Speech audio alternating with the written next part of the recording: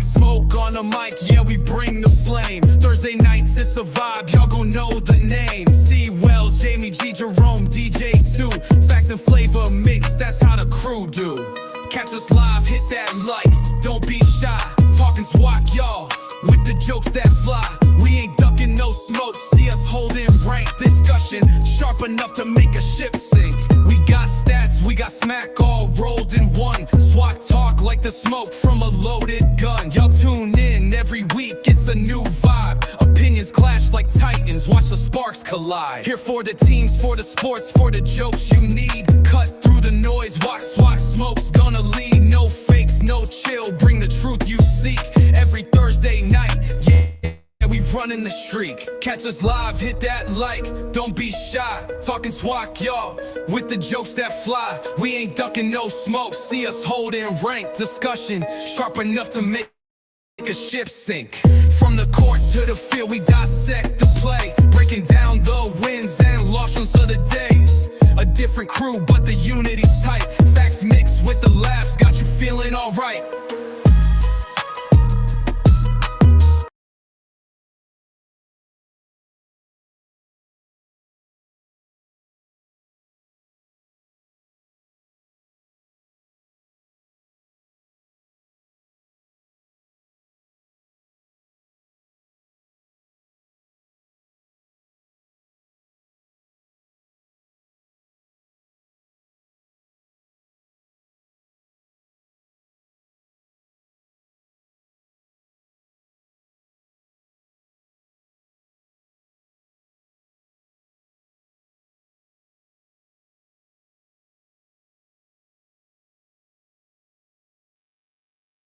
All right, everybody, what is going on, man? How y'all doing? Welcome to today's edition of SWAC Smoke. Of course, I'm your tour guide around the SWAC, C. Wells, coming at you. And we got Mr. Rattler Mania in the house, man. Jerome, what's going on? We got another little video we're going to throw at y'all in a minute, but want to go ahead and get things started, man. Jerome, how you doing today? Doing good, man. Happy to be back. I'm glad we're on a bye week. I need to buy. I need to rest myself. You know, the Rattlers need to rest, need to regroup. So do I. And my wallet.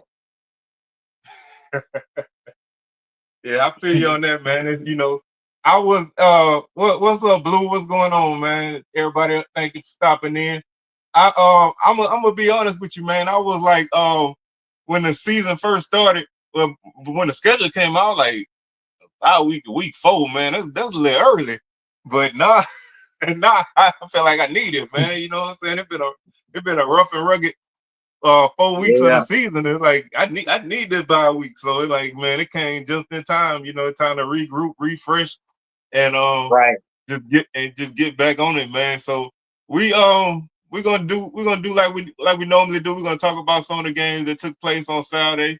We're gonna talk about some of the upcoming stuff. We got a couple other things we're gonna throw out there for y'all too. But let me see if I can get this other video going, and that's gonna lead us directly into our first topic.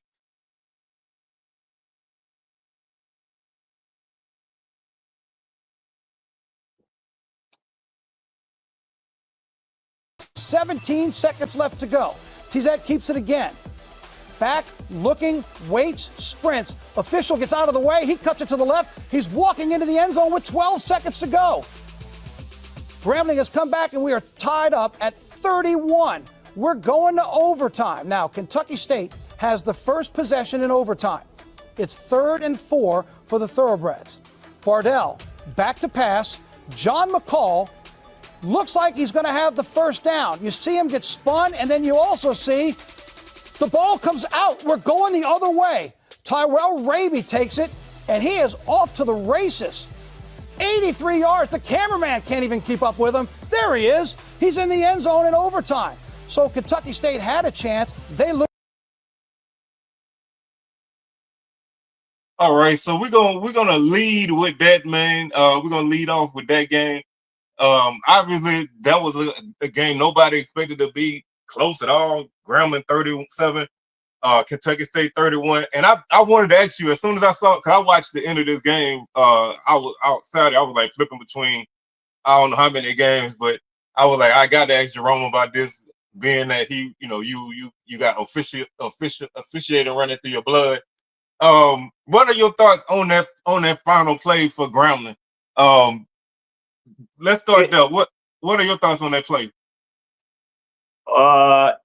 If you asking me from an official point of view, if it looked like his momentum was stopped, is that what the question you asking? Yeah, I want to start. I want to work my way all the way through it. So let's start with that part. Do you think that his progress was stopped?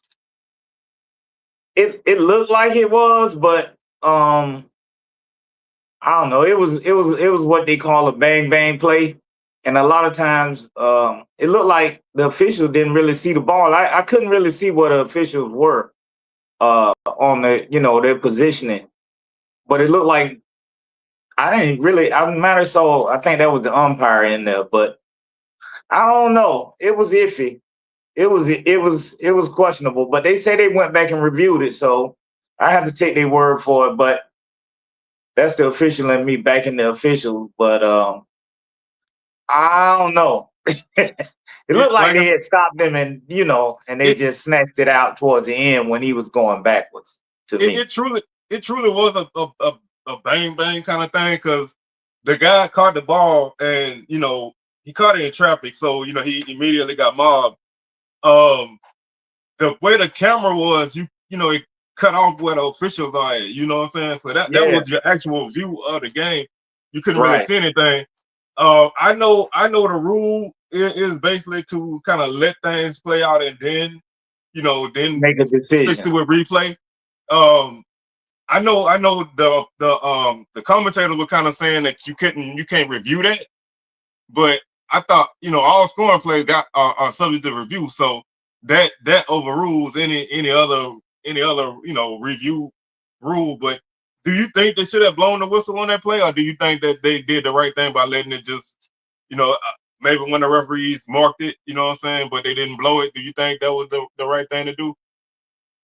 I think that's like you say, the common rule, not to blow it, to let the play all the way out, especially until you see the ball. Because even on that play, I never really did see the ball, even when the receiver had it in turn. So, and I think they did go back and review it. If I remember at the end of that clip, they said they went back and looked at it. Yeah, and they reviewed it. They reviewed it. Yeah, so, but if, like I say, I didn't see the official. If they had an official coming in with a spot, then I think they should have gone back to where he was making that spot, if that was happening. You understand what I'm trying to say? Yeah. Because if you had somebody coming in marking, well, this is where I have his progress stopped at, then that should be, you would think that would be the end of the play. But they, like you say, they kind of let it play out, because had he twisted out of that and you blow the whistle too early, you don't want to have an inadvertent whistle on that type of play at the end of the game like that. So that's why they kind of let it play out. And I think it was just one of those things where you see those kind of plays 2 or 3 times in a game where a guy come out the power with the ball. A lot of times you just let it you let it go because nothing happened. And in this instance, I don't think nobody realized what happened until, at least from watching TV. He was sprinting way until he was halfway down the field, and that's when everybody was like, "Oh my God, he got the ball!" So it's like it wasn't even like the ball hit the ground and he scooped it up and ran. He basically snatched it from him, so it wasn't even like the ball hit the ground and then you can go back and look at when the ball hit the ground and everything. So it was just one of them, like you said, one of them quick plays that just you hate that it come to that, because by all rights, Grambling probably should have lost that game. Mm-hmm. But on the other hand, I feel like even if, and I know a lot of people ain't gonna like to hear this, because a lot of y'all was so happy that Grambling was about to lose, and and they really should have lost to that team. But the last 2 minutes of that game, Kentucky State was wearing down, man. At every play they had a defensive dude getting up off the ground. I don't even know if they was gonna score on that offensive possession. Obviously, you want to give them the opportunity if it's legit there, but I don't even know if they was gonna win that game in overtime. I really feel like at some point it really was getting away from them at the end. But they I I did too, man. That was my flex defender, man. So I was sitting there watching it, and I was like, damn, Grambling gonna win this game because the Southern in me was like, oh, Grambling gonna get beat by Kentucky State. That's gonna make what Fresno State about to do to us in an hour or so okay. Then I see the dude running down the field, and then they said who it was. I was like, wait, I got that dude in HBCU fantasy football, so that's a W for me because it's a touchdown. I was, it was bittersweet, but in that aspect, I was excited because I watched to see him do that. But they really did. I think it was a lot of. At some point, you figure that they would have kind of stopped them because the dude caught the ball at 13. He ended up at the 12. By the time he fumbled, he was at like the 15 or the 16. Yeah, they spin him around. Yeah, so normally, at some point the play is over, but hey, when you at home, things happen sometimes. And so yeah, you get that home cooking. So honestly, what better way to have home cooking than to actually win with it? So hey, a walk-off win. Yes, yes, because it was a rough game for Grambling, man. Kentucky State, I did not expect them to show up like they did. They showed up and they were ready to play. But I think it was gonna start to wear down on them because they don't have the depth. But you kind of hate that kind of game in like that. You know what I'm saying? Because now that's all you're really gonna get is Grambling cheated, which hey, they didn't make the call. The refs did. So right. Grambling just benefited from what happened, and I think this kind of overshadowed a solid game by T-Set.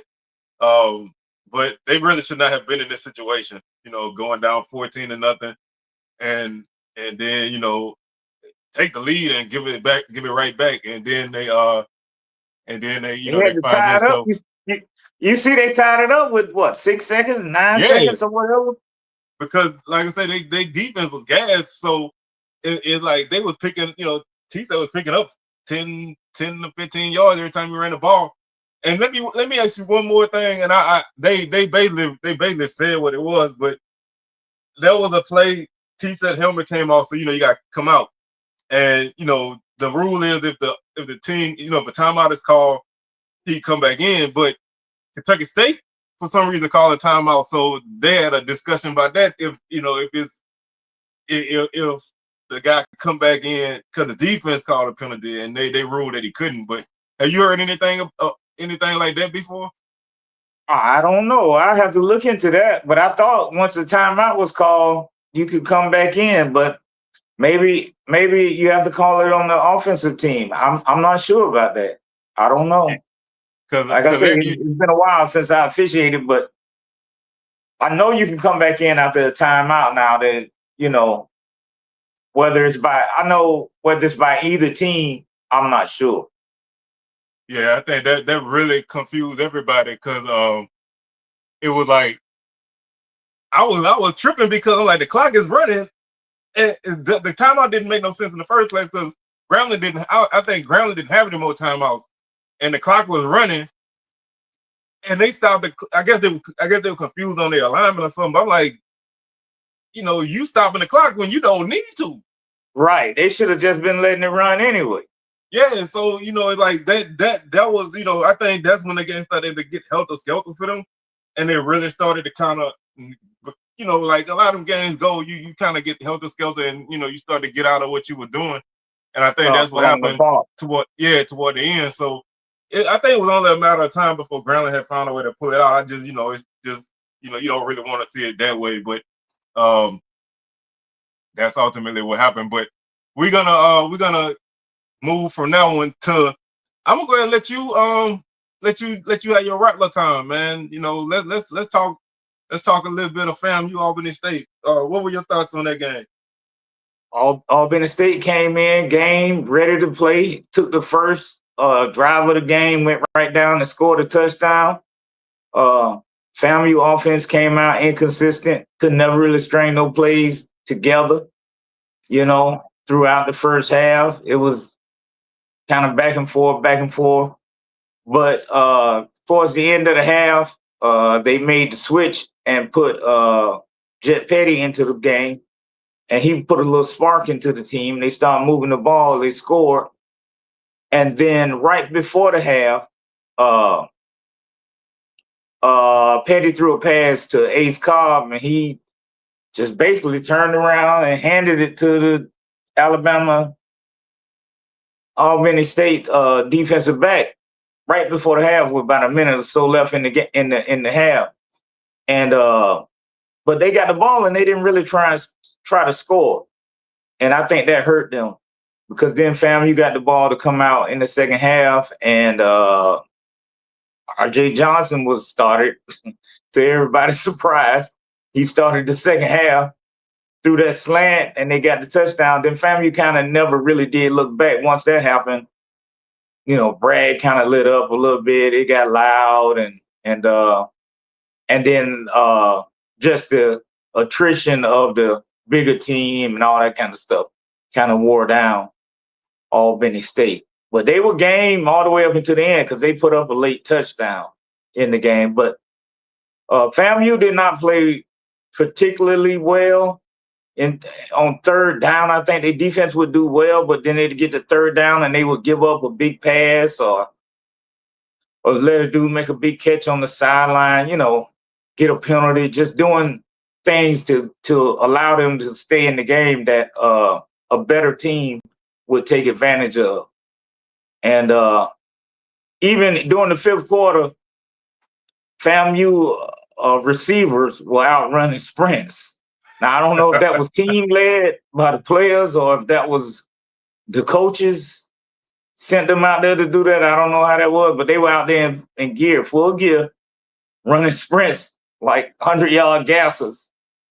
Not sprinting, but they were jogging, but they was running after the game, all during the fifth quarter. You look at the footage, you'll see them out there doing it. So, but I might look at that. That reminded me of one time.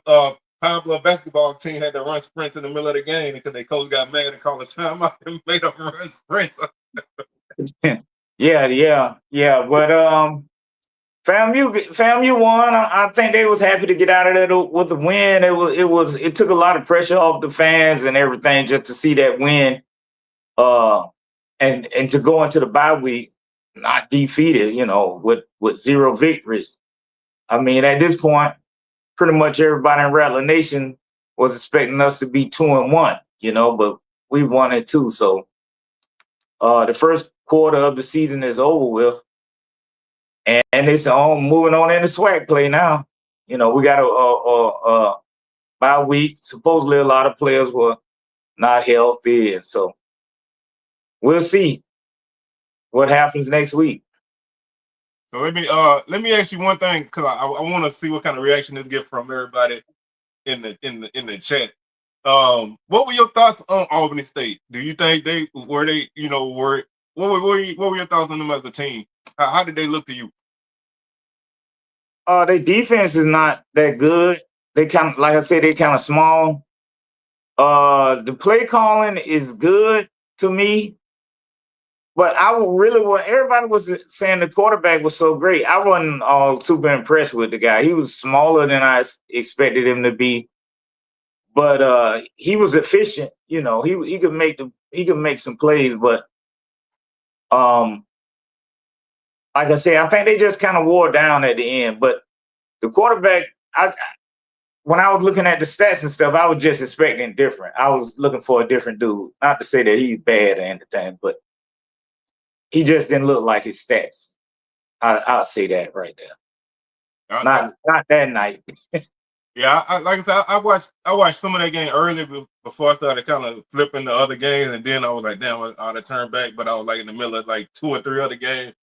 And then, they kind of like the team who if you're not focused, you know what I'm saying, they will catch you, because they got some guys that can make some plays. The quarterback can get out the pocket. They got a ton of guys that can do some things. So you gotta kind of be locked in. And do you think that do you think they got a little boost from Coach Gray being there? You know what I'm saying? Maybe he was a little jacked up to beat the Rattlers. Well, I know, he was jacked up to beat the Rattlers, and he was right there. He had a good opportunity to do it until it kind of, like I said, in the third quarter fell apart for him. But So he was auditioning. He been hearing the undercurrent, and it's a loud silence with what's going on in the coaching situation between that game right there. You know what I mean? So but I'm glad we won. I'm still hanging in there with Coles. Coles is my coach. I ain't pulling for him to lose so we can get somebody else. I'm definitely man, not doing that. You never want to be in that situation. I mean, I was in that situation toward the end of the Dooley era, where I was like, I didn't really want Southern to lose, but I didn't want him to win. But that's not a good, you know what I'm saying? Like, and it's like mad early, man, in the season for that kind of stuff. And I can just imagine being in Mumford in a game like that, man. I would have to leave because them people are unbearable when it comes to that kind of stuff. Like I can't sit around all that. I you know what I'm saying? Like I just can't deal with it. But like you said, in the first half, I sat in the first quarter, I sat on the alumni side so I could video the band when they play towards the alumni side of the field. So I sit over there during the first quarter. Now some of them, doing that, the game was getting off to a slow start, and Albany State fans was talking a little trash, you know what I mean? So it was them older guys over there was a bit uneasy. But I went on. I had to go to my seat so we can get our mojo right. I had to go on back to the other side of the stadium. You can't do that. You can't do things that's out of the ordinary, man. You gotta work with the flow of the thing, and then the karma will be right. But let's go ahead and keep on moving before we end up like last week, and we be yes, sir. and we be like 50 minutes into the show. Let's go with Jackson State, man. 30-0 over Tuskegee. They rested a lot of guys. Quarterback Lockhart, he kind of had a I don't want to say a slow start because he played a really good game. He threw Jackson State first touchdown of the season. I think he ran a touchdown or so, and they did what they wanted to do against Tuskegee, which I kind of expected. I don't think it was, that's how you're supposed to handle the D2 team. That's how you're supposed to do it, especially. I mean, it ain't no secret right now. Jackson, probably the best team in HBCU football right now. So they supposed I wouldn't even argue. Yeah, they supposed to go in there and do just how they did that game. Rest up players and treat it like the big schools treat us. So I didn't really expect any different. From anything from them. I didn't realize that this quarterback was going to be playing. When I saw that he was playing, I thought Morgan got hurt or something like that, until I had to kind of look deeper into it to find out. But that's a good opportunity to get you a backup in there and get you some, let him build some momentum. Now, the question is, do they have a quarterback controversy down there? With him throwing the first touchdown pass. As an outsider, you always want to let turmoil, but a team like that, man, I think they're gonna manage it one way or the other. I don't really think you go wrong with either guy that you put back there going in the SWAC play. So maybe, but I know they're gonna feel one way. We're gonna all feel one way on the other side of it. But like you said, I think this is this game showcased. This when we talk about depth, this is the game that showcased what depth is, man. When you can sit guys and basically shut a team out. Tuskegee they're not a really great team, but they're not bad either. You know what I'm saying? They can hurt you. They can hurt you. But I really, I think that's how you do it, man. You trust those guys, and they show why you trust them. And then to go out there and pitch a shutout. That was the most impressive part for me. The fact that the defense got a shutout. I mean, because that shows that you stayed locked in throughout the whole game, regardless of who was out there. I don't know how many backups played or whatever, but to get a shutout is the most impressive thing about that victory for me. Not the fact that they scored the points, but yeah. I mean, a shutout is impressive no matter what. When you can keep a team from scoring, and they really didn't even have very many opportunities to score. So that's impressive no matter how you look at it. And the fact that you did it with other guys is even better. But I want to talk about one more game this week before we move on to this upcoming week, which it's not a good week of SWAC football. But Alabama A&M, they beat Tennessee State 23-21. I thought this game looked like it was gonna go 2 or 3 different ways, man. A&M looked like they were gonna run away with it early. It was 10-0, and then Tennessee State scored 21 points in the second quarter and took the lead. And then A&M scored 10 in the third, and basically, it went a stalemate from there. So I thought this was a good game for both teams. Quad Brown, another good game, 329 through the air, 2 touchdowns. Kendrick Rhymes, 111 yards on the ground, and 1 receiving touchdown and a rushing touchdown.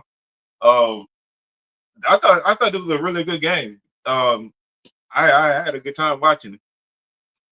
I didn't watch the whole game, but Alabama A&M, they offense seem to be carrying them right now. I think their defense might be the weak link on that squad, but they look impressive as well. They look impressive as well. I think they're gonna be a tough out in the East. I can say that much, and that goes for Jackson, FAM, and Big Bama State. All 3 of us gonna have to go see them. Does Jackson play them? Jackson gotta play them. Yeah, they play in a couple of weeks, I think. In Mobile. So I think they putting together something solid, man. I think they don't look like a normal A&M team. They got a little physicality with them.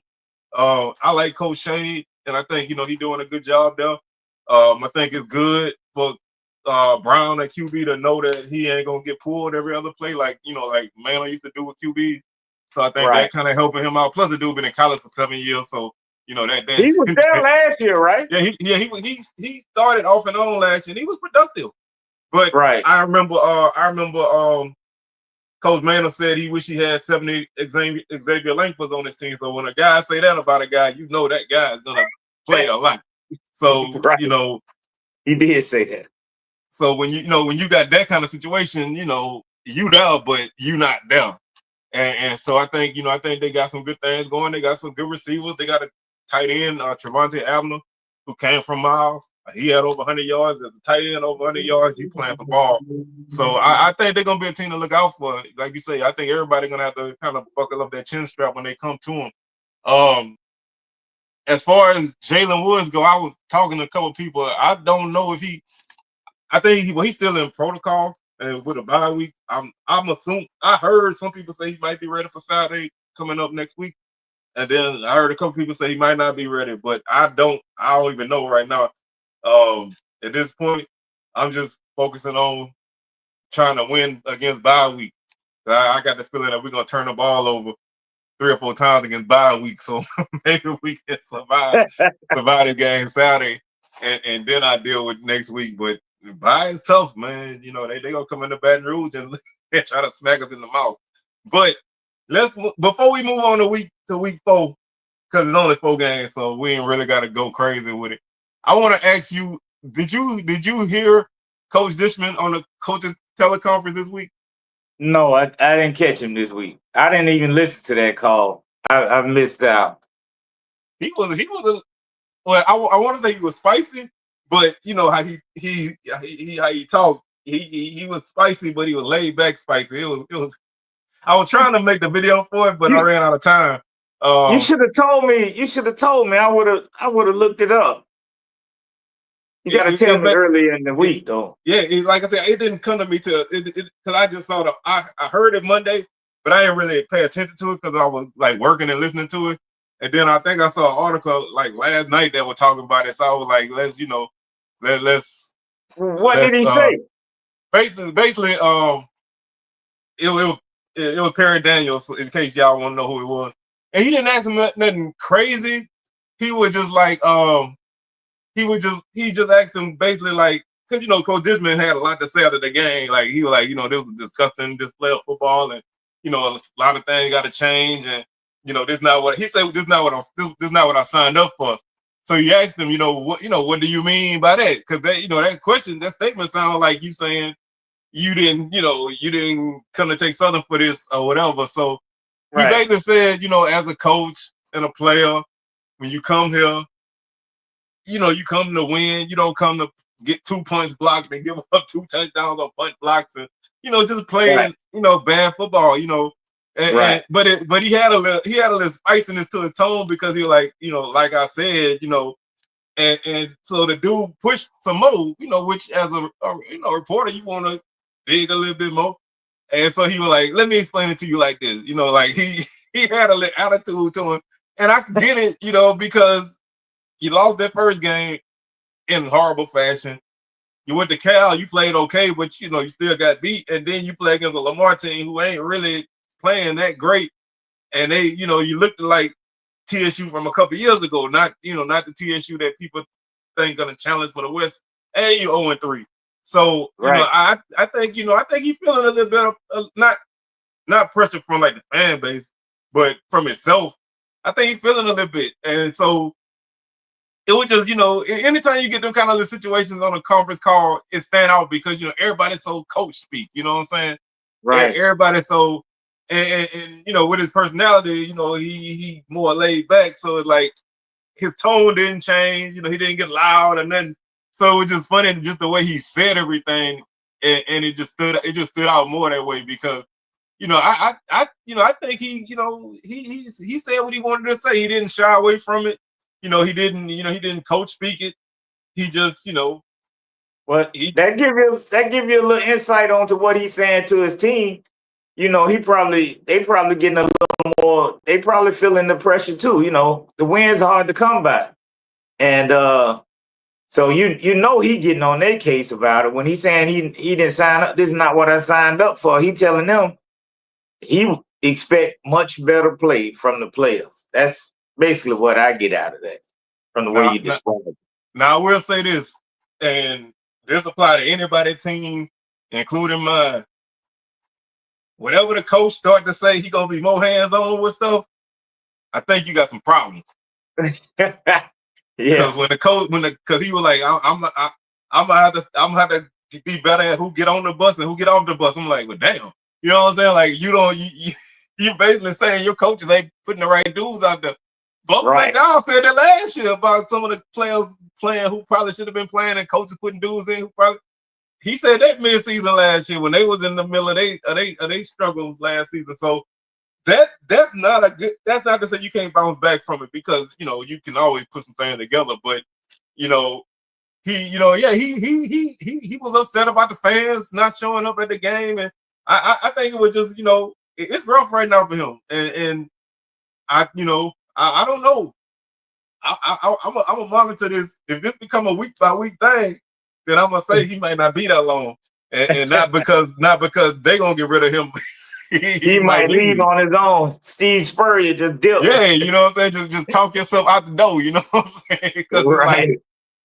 it's only so much you can take. You know what I'm saying? And that was just honestly a bad game, and everybody have them, but it's rare. Oh, go ahead. They got the bye week coming up too, right? They got the bye week. They got bye week, and they got Valley next week. So it could turn around. But I think also you don't really get a lot of questions like so direct in that teleconference. So it might have caught him a little bit off guard. You know what I'm saying? And he already defensive, so it just came off. But it probably wouldn't have stood out to me that much coming from nobody else, but because of the way he presented himself, it kind of stood out more because it just he hadn't really came at it like that. But I just wanted to throw that out there and have a little talk about that. So let's go ahead and talk about week 4.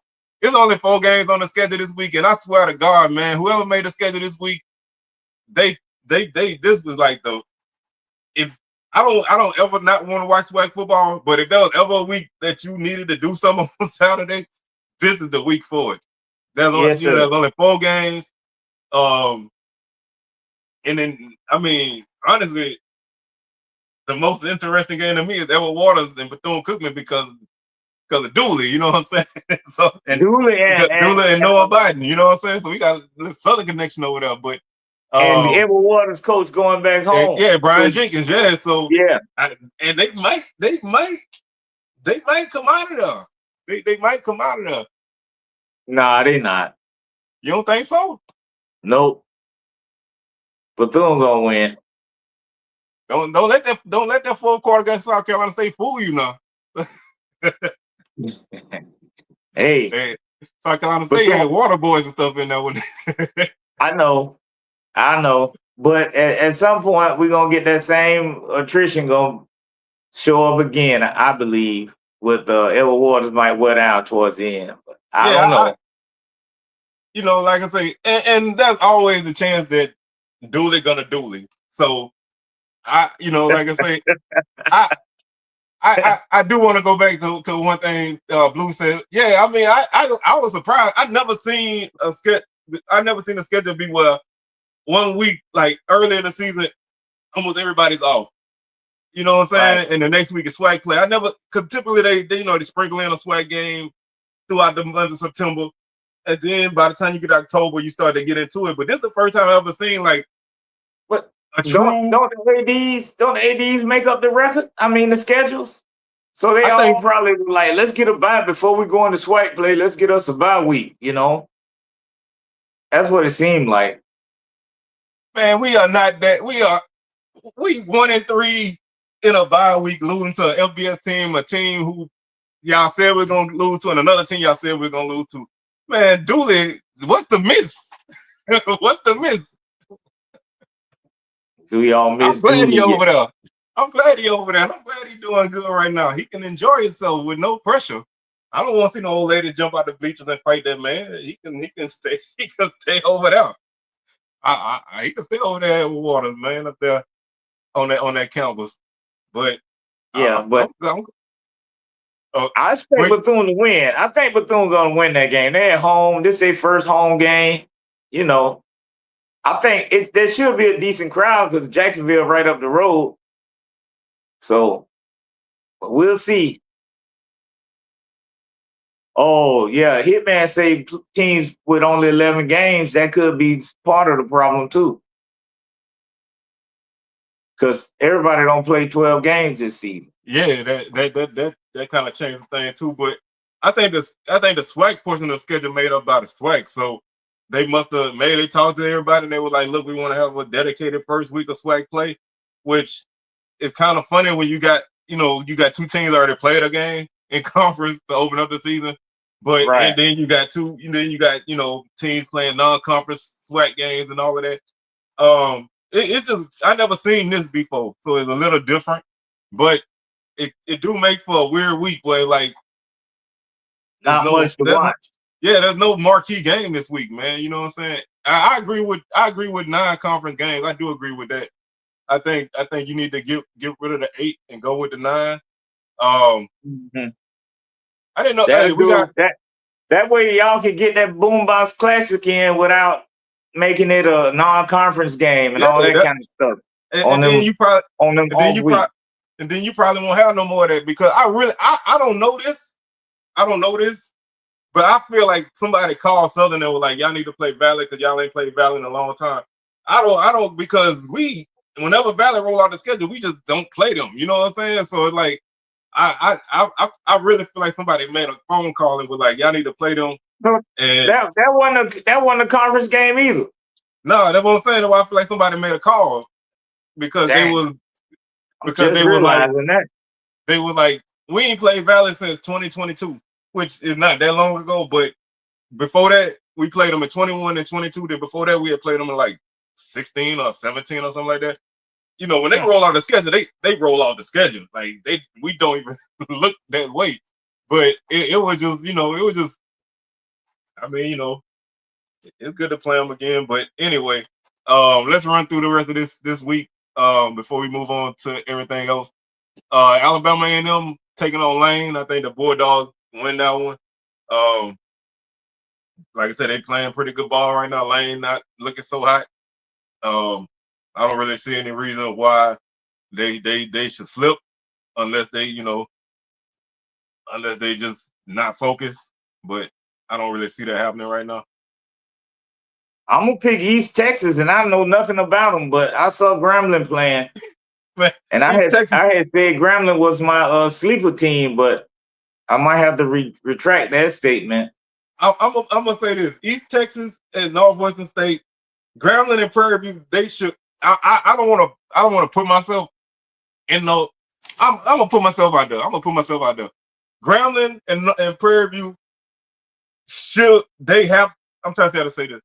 Grambling and Prairie View are much better than those two teams. I don't care what nobody say. They gonna win them 2 games and they're gonna win them handily. East Texas A&M is horrible. Northwestern State, yes, they beat Alcorn, but they are basura. And they both played 2 FBS games, and between the 2 teams in 4 FBS games, they scored like combined 13 points. And those 13 points came from East Texas A&M. East Texas A&M do got some talent now. They got some pieces, but I don't, I don't think maybe they play better against non-FBS teams because playing 2 FBS games and that's it. It's hard to tell what a team is, but I don't think neither one of these teams is good.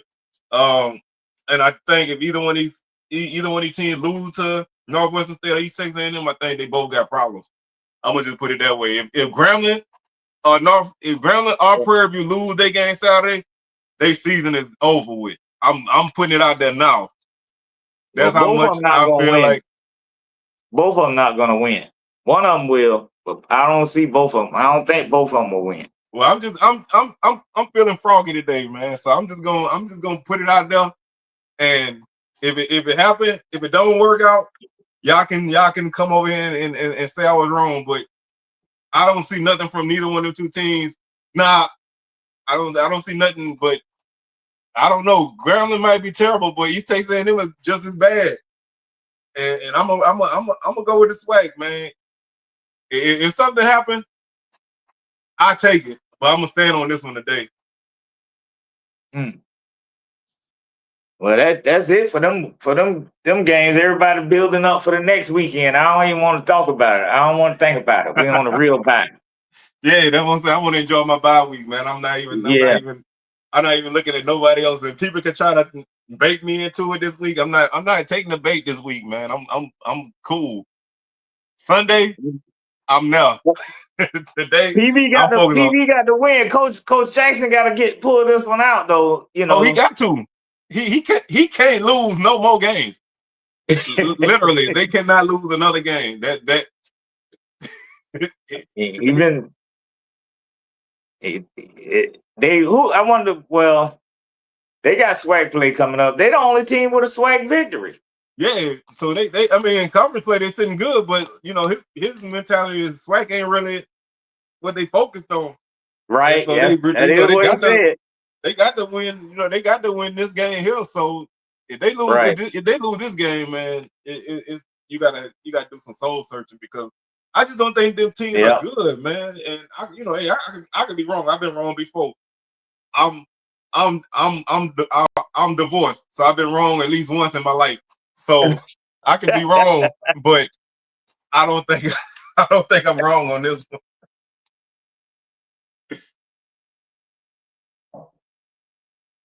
But anyway, dry. Huh? I see my throat get dry. The more I talk, the drier I get. Yeah, I carry the team. So we gonna move on to our third topic because, like I say, we ain't really got a lot of games to talk about this week, and I basically didn't put my thoughts out there. We basically at the quarter part of the season. What's your top 5 teams in the league at this point? My top 5 right now, I got Jackson number 1, Bama State number 2, Bama A&M number 3, Prairie View with the only SWAC victory at number 4, and then everybody else is tied at number 5 because I can make an argument for everybody, all the rest of them to be at number 5. And I can argue why they all shouldn't be number 5, I hear you on that. So mine is simple. Number 1, Jackson. 2, State. 3, Tigers. Alabama State 4, Alabama A&M 5. And everybody else is at 10. Who you say is number 2? All right, I'm going to go through it again. Jackson, number 1. State, number 2. Tigers, number 3. Alabama State, number 4. Alabama A&M, number 5. Huh? What Tigers? The Jackson State Tigers, they 1, 2, and 3. Oh. And then Alabama State is 4. Alabama A&M is 5. And everybody else is number 10. We all tied at 10. Oh, man. So we basically got the same thing. Yeah, we do. I just said it different. So it's really no argument either way because there's nobody else really has shown anything. You know, like even the teams that have won a game have not looked great winning a game. Yeah. Like you can't look at out of everybody that won a SWAC game outside them 3 teams. You really can't even look at anybody and be like, damn, they had a good win. We all had stumbled along the way. Oh no, man. My shirt is influenced by it, but I'm not though. Hey, claiming that is like claiming you a blood when you're not, man. So I don't want to get beat up. You know what I'm saying? But no, this is just a shirt that's kind of influenced by the logo. I like it a lot though. Charles Martin said he's not impressed with Bama State front 4. Now I want to see. I'm gonna say this, and you know, it's always hard to say stuff about teams after they beat you because people are gonna say you sour. I think Bama State is a good team. I don't think they're a great team. I think defensively, I think they're getting better as the season goes on because you know the level of talent is coming down to more closer to what they are. But they can be had. But I think that they got enough on offense to mask a lot of that. I don't think they defensively what they were, but I think they still a good defense. You know, like last year. I'm gonna save my comments to next week. Well, I ain't got to worry about it no more. We already played them, so I can say what I want. But I do think that I don't think they just a lockdown defense like they were last year. They don't have a Traquan Thomas, any of those guys on the defensive line no more. At least right now, somebody might develop into that. But they had to fill a lot of holes, and they got a new coordinator, so it's it's a lot of pieces, moving parts that's not what it used to be. And I think the offense is carrying some of the load. But I don't I think Bama State a good team, but I don't think they a great team. I think a lot of people felt like coming over that UAB game, Bama State was just this juggernaut. I don't think they that. I don't want to sound like a hater because I like Bama State a lot, and I like a lot of dudes on that offense. But they can be slowed down, But if you help them out, they're gonna beat you. And yeah, the coaching and the SWAC is the issue with a lot of these teams. I think if you gave some of the teams, I think you got coaches from other places and put on some of these teams, you'll see a lot of different plays. I agree, EA. I agree with you on that right there. I agree with that one wholeheartedly. Yeah. I know in FAMU game, it seemed like we'll just go through periods where the offensive call plays like they're not even trying to score. We'd be like, well, why did you run that? It's just I don't know how they describe it, but I describe it like this. It's like, like when you playing like college football or Madden or something, and they got the recommended plays from the coach.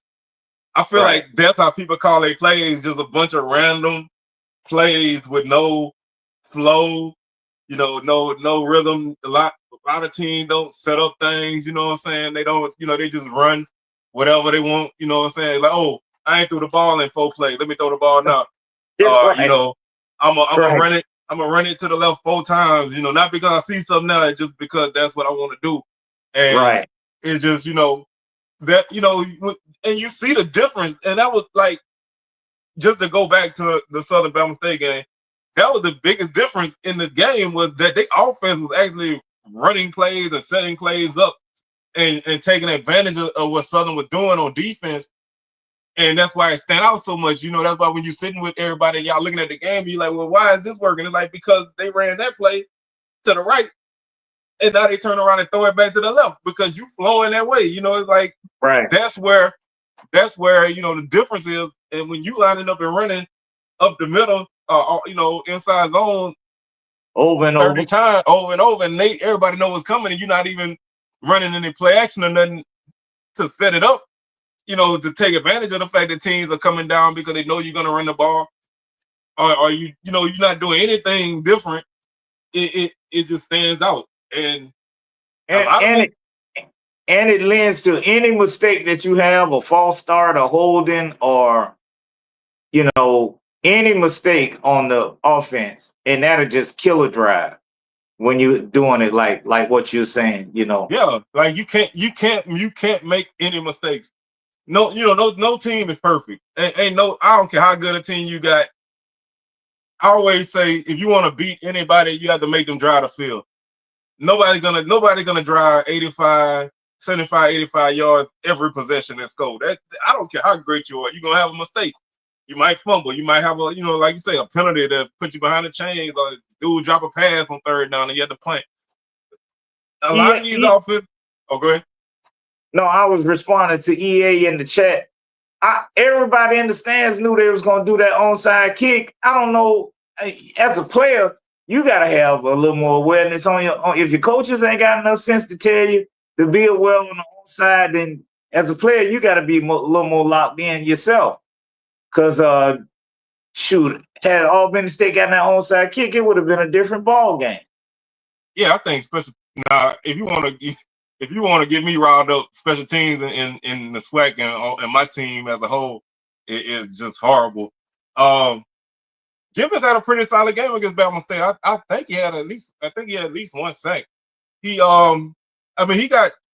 credit him with 6.5 sacks so far this season. So I think when it comes to him doing what he need to do, he doing his job. It's just we don't have a lot of guys doing anything else. But defensively was not our problem in that game. You can't ask your defense to get a stop, get you the ball, you turn the ball over, they get a stop, the whole team the field goal, you turn the ball back over, and they got to come right back on the field. Nobody defense can withstand that. Right. You can do the best you can, but nobody defense can withstand that. You can't hold up. When I say come right back on the field, I mean like almost immediately, like the very next play. You know what I'm saying? Or like 2 plays later, like you're not even getting any rest. But I think a lot of it is coaching, and some of these teams we don't have for whatever reason we don't have good quarterback play, and that's the difference. You can see we got a lot of teams I think got good athletes, but they don't have good quarterbacks, or they don't. It's almost like in SWAC basketball, we got a lot of athletes. Like I say, y'all know I say this every time I come on the air. When you go to the game before the game starts, man, every dude on that team, but maybe one, is jumping out the gym. I'm talking about 360s, reverses, double pumps, all this stuff. And then when the game starts, nobody can run a play because everybody's just an athlete. Nobody got a role that they can play. Everybody want to shoot 35-foot threes and dunk. But when the game go on, they can't do it because that's not how a game is played. And that's part of the problem with a lot of these teams. We have guys that can play, but we either not putting people in the right position, or the guy is just not executing right. Yeah. What a comment. Charles Martin say that the SWAC, 85% of the SWAC is rebuilding, and that's been ever since the transfer portal era started. It's like every year we all rebuilding. Once we get good players, they dip. So yeah, that's why we need to stick to the rule that we set up. Remember? I know. So I just hope it don't get like that every year. I hope it ain't like that every year, man. Like right now, we sticking with RJ Johnson. Seems to be like FAMU is sticking with him to try and make him the quarterback. And you see flashes of where he make good throws, and then the receiver drop the ball, and then you see chances where he missed wide open receivers, just the inconsistency. But you hope that once he get it right at FAMU, that he don't just decide, okay, now I'm ready, let me dip. You know what I mean? So that's for all of our team. Yeah, You know, and that's the worst. That's the worst thing about all of it is because you sit there and you watch a guy play. Used to be, even just a few years ago, a kid like that, you'd be like, damn, he gonna be good. You know what I'm saying? Like, we got this dude for 4 years. You know what I'm saying? Like, right. he gonna And be you so know you good. got it. Yeah, he Yeah. gonna be so good his senior year because he's starting as a freshman and he taking his lumps. He gonna take a step forward his sophomore year. He gonna take Right. another step forward his junior year. By the time his senior year come, he gonna be the, you know what I'm saying? He probably gonna be an all conference player of the year type of guy, you know, because he get to grow up over time and you get to watch him grow up over time. Not like he have a halfway decent season. He have a halfway decent season and he gone. Take his talent to South Beach. Exactly. And I actually, man, I actually had said that to myself the other day about about taking the wrong quarterback. You know what I'm saying? But that, you know, I'm not the guy in charge of making them decisions. But you nowadays, like I said, you already worried about guys leaving. You know what I'm saying? So like you lose a couple games and now everybody already, well, they're gonna leave. It's like we ain't even played, you know, a couple games, man. So I feel like if you don't have, and it's not even a culture thing anymore. At first, it used to be like it's a culture thing. Like you know, you got a winning culture. Man, these dudes are dip regardless nowadays. They don't care. So it's like you really have to. I don't even know if you can't build up depth, you're gonna constantly be in a rebuild. That's the way I feel about it. Yeah, you remember? I think that was last week. I sent you that picture of that guy. He's standing on the sideline with that big old gold. With them 8 chains on or whatever. Yeah, 20 pounds worth of jewelry. He ain't even playing. You know what I mean? And I'm like, that's why we can't keep our players, because they see that kind of mess. Yeah, and then you know, to go with this comment, I think that do kind of affect the way you coach, because like you don't really want to alienate a guy or piss him off and he leave. You know what I'm saying? Now you losing 2 guys because one of them is already leaving, and then the next one, because that was always my thing last season with Southern, because we had 2 redshirt freshman quarterbacks. I was already telling everybody one of these guys gonna leave. You're just gonna have to accept that one of them is gonna leave. Whoever don't get the job, you know, the other one's gonna be gone. And now you got, you know, you're basically in the same situation, but you know, and it's almost like it's almost like you can't build the depth you need, because you gotta try to keep everybody happy. And you know, guys are gonna say, oh, you know, we brothers, we partners in the locker room, we help each other out. But no, you're a competitor. You want to play. Nobody transfers nowhere to sit on the bench. I don't care who you are. You don't transfer to sit on the bench. And now that you can leave again, you're not gonna sit on the bench. Right. That's my worry with Jet Petty, because he got in and he looked good, you know what I mean? Then they sat him down. And I'm just hoping we make the right decision to end up with the right one, because like you say, the chances are the one that don't get it might get in the portal again. Yeah, and just bounce around now. You know what I'm saying? And honestly, I ain't heard no rumors like that. If anything like that was floating around here, I would definitely have heard that. So it might be somebody else, but I hadn't heard about a certain dude going in the portal. I know some of y'all probably wish he do, but he's still there. Hey, this is the 3-game mark. This the 3-game point, you know. Yeah. I think at them 3 games, they can still get that red shirt. Yeah, I believe, you know. So it's I think. So yeah, you can take that red shirt. You can play. I think you can play 4 and still red shirt. So we get to that point of the season where, you know, they start making them decisions, you know. And we saw it last year with that kid from UNLV. You know what I'm saying? He was a starting quarterback. And he was like, I don't like the way y'all paying me. I'm out of here. So it's like these kids don't care no more. Dudes already in the portal, you know what I'm saying? And so I think it's just the way it's gonna be, man. I don't think you're gonna see a lot of teams being able to stockpile talent. You're gonna have some that can do it, but I don't think as many people gonna be able to do it. And I think we all gonna be in I don't want to say a rebuild, but I think we all gonna be in that phase where where we solid at certain spots, we thin at other spots. We got numbers here, we don't got numbers there. And because there's only so much that you can do. My only uncertainty, and you hear it in when I'm talking about the players, is I'm like number 17 and this dude and that dude, because I ain't had a chance to learn them.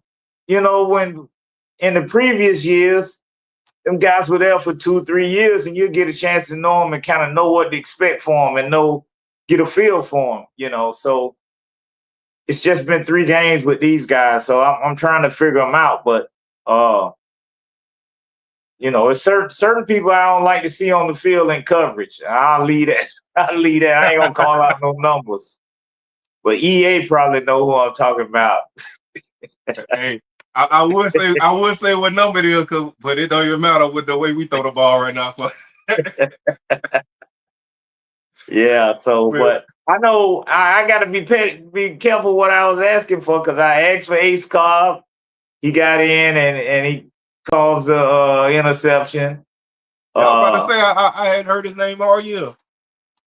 I think he might have been hurt, like with a hamstring or something. He didn't look right. Whatever, but he was out there running them sprints after the game.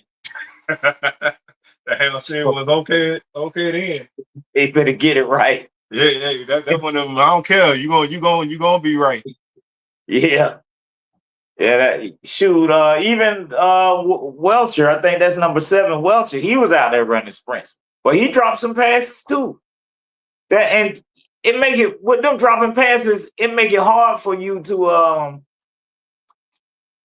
really evaluate the quarterback. Yeah, I mean that's another thing. You can look at overthrows, you can look at short throws, but when the guy actually do make a good throw and they get dropped, that's something too, because that's one of the things that that was one of the issues we had was we finally get a good throw on 3rd down and 6, and it hit the boy in the hands and he dropped it wide open. So it's like you can't always put it all on the quarterback. It's a team effort sometimes. Yeah. So I hope we get it together this week and we see a much better played ball game. I'm speaking from the FAMU perspective, just to be more consistent and a little more disciplined and a little more focused. I don't see that intensity on the FAMU sideline like I used to see from like I always say, Xavier Smith, man. He had the whole he come to the sideline, he had a whole sideline lit, and I really don't see anybody doing that. I don't see him just with that. I don't know. Hopefully they find it. Yeah, like I say, I feel the same, man. Like certain times, certain guys got certain energies. Everybody not vocal, everybody not leader. Some guys do what they can, but then there's other guys who gonna, like you say, come off the side. Whether it's a big player, they just trying to keep everybody focused. They gonna say something or they gonna do something to get everybody, ready. And then you lose that. That's not always easy to replicate. And I think that's one of the things that I mean, truth be told, our best guy is not a vocal guy like that. Now he a guy that get out there on the field, but he's not really a guy that's gonna just come out the field and just dog everybody out. You know what I'm saying? He gonna just put his head down and work. But sometimes teams need that guy that can just have that other side of it. So I think sometime early in the season, I think a lot of people lose focus that a lot of these teams still finding themselves, and you ain't always gonna know what your team is, especially when you got a bunch of new guys. And that's why I always preface anything I say with there's a lot of new dudes on the team. Sometimes it takes 4, 5, 6, 7 weeks. We don't want to hear that as a fan, but sometimes it takes that. It take them kind to of find get their yourself. feet up under them.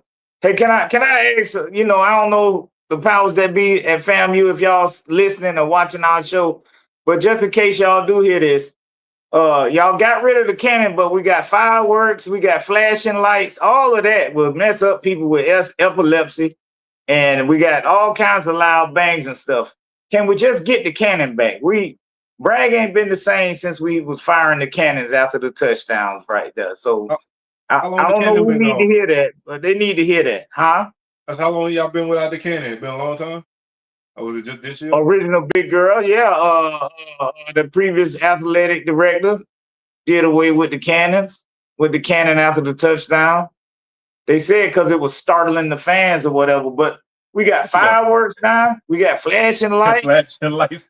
Yeah, I you know, and can we calm the DJ down just a little bit sometime? Because he turned it into a club. Everything you said sound like everything I say.